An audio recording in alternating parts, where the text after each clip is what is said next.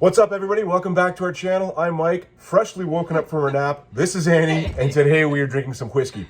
So, I can be a little stubborn sometime in my ways and a little bit not receptive to change.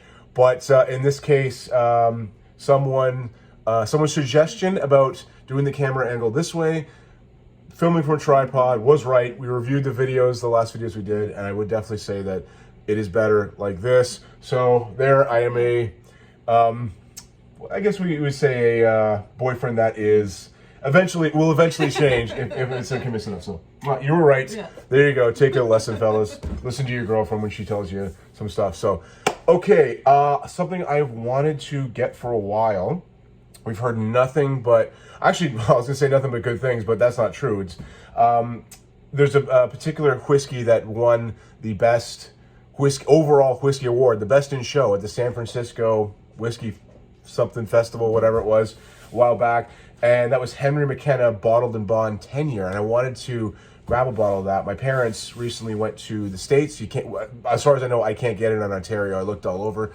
Nowhere has it. We have the LCBO here, which is not great for stocking all kinds of stuff, but that's all right. So I said, if you can get me a bottle of the Henry McKenna. She messages me back when she's down there. She said, so I can't get the Henry McKenna Bottled and Bond, but we can get the Henry McKenna Sour Mash. So that's what we're going to review today. As you can see, this is a jug of whiskey. It's like almost in like one of those.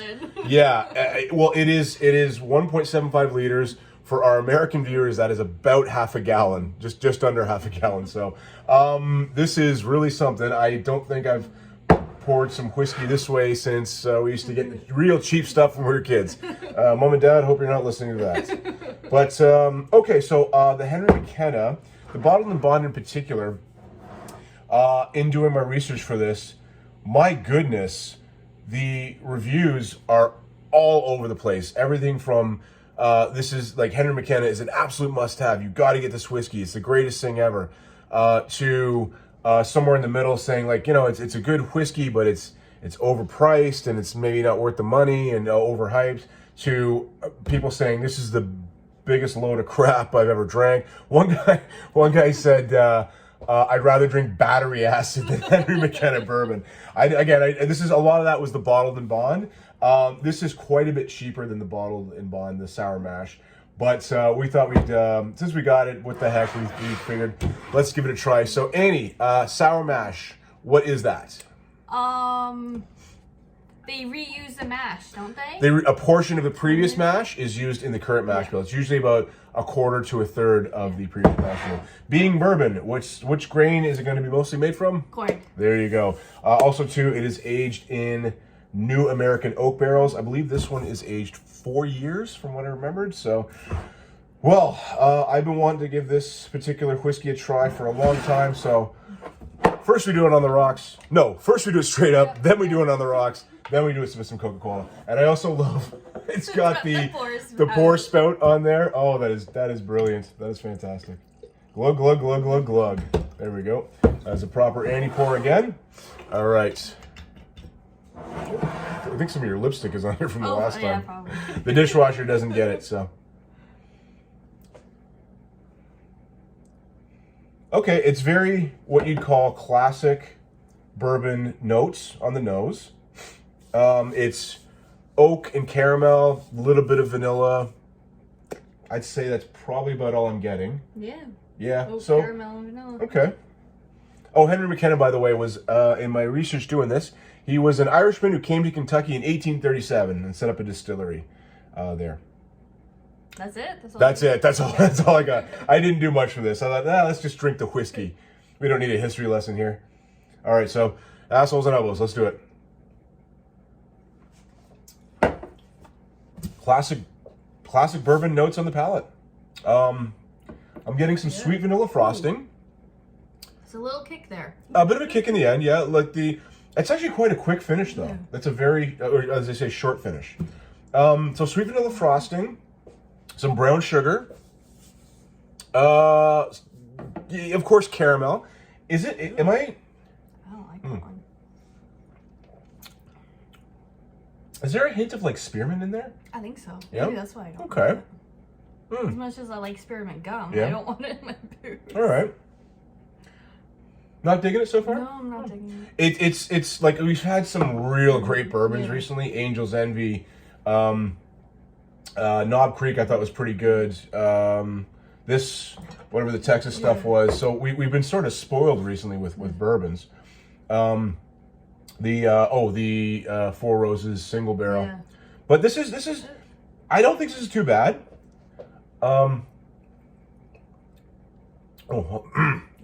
Did not get a good sip there. Let's try that again. It does have a kick at the back, though. The back end a bit of a kick, but it starts out very pleasant and then gets a little yeah. But I'm really getting like a lot of brown sugar and like that sweet vanilla like cupcake frosting almost to it. All right, let's try it on the rocks. We're in here with our giant jug. Jeez, I hope we don't run out for our review today. I get the feeling I'm going to like this best with Coca-Cola. Because of the sweetness in it, probably? I think so. I think it's going to go best with Coke. Of course, like we say this in almost every review we do, the ice does tone it down to where I think it might be a bit more drinkable for you. But the notes aren't there as much. It's just really the oak comes out a little bit more, and it doesn't have that sweet vanilla or brown sugar. Yeah, I thought it was okay, straight up, like in the Glencairn glass. On ice, no, not so much. But all right, let's start with some Coca-Cola, Annie. Oh, by the way, we are filming. I should say thank you to Martha, MJ, Annie's sister, who got us this tripod. My God, I think over a year ago, and we've just started using it now. I gotta stop hitting the table because I'm shaking. That was one thing people said was like we don't like the shakiness, so like I'm gonna stop hitting the table so much. That's better. Better with Coke? Yeah. Oh yeah. This particular one that I keep wanting to call it Robert McKenna because I knew a guy when I was younger named Robert McKenna. He was a twin, actually, Robert and Lindsay McKenna. And I keep wanting to call it Robert McKenna. So Henry McKenna, the Sour Mash, I would say, that's a Coke bourbon. This is a mixing bourbon, and I gotta say for the price as well. Normally when it's a gift, I don't ask what the price is, but because my mother sent me a picture of this, it had the price like under it. It's $28 American for a half-gallon jug like this. I think that's worth it. If you want a classic bourbon, maybe probably to mix with Coke. I would say that's best for this. I don't know that it offers enough straight up, or especially on the rocks, for most people who are what you say, bourbon drinkers. But for mixing Coca-Cola, a good alternative maybe to a Jack Daniels, an Evan Williams, something like that. Yeah. What do you think, Annie? Do you agree? Yeah, I agree. Okay, cool. What are we doing next? We are doing Canada Club next. We're going to film this today. We keep saying this, but do you also want to today do the old-fashioned review? Sure. Okay, cool. Let's do that. So, all right, so lots of reviews coming. We're on a bit of a blitz these days. We have been doing a lot of Scotch and bourbon reviews. Up next, we are going to do a Canadian whiskey. We feel like we're not giving Canadian whiskey the love it's maybe should get. But, all right, thanks for watching, everybody. We'll see you very soon.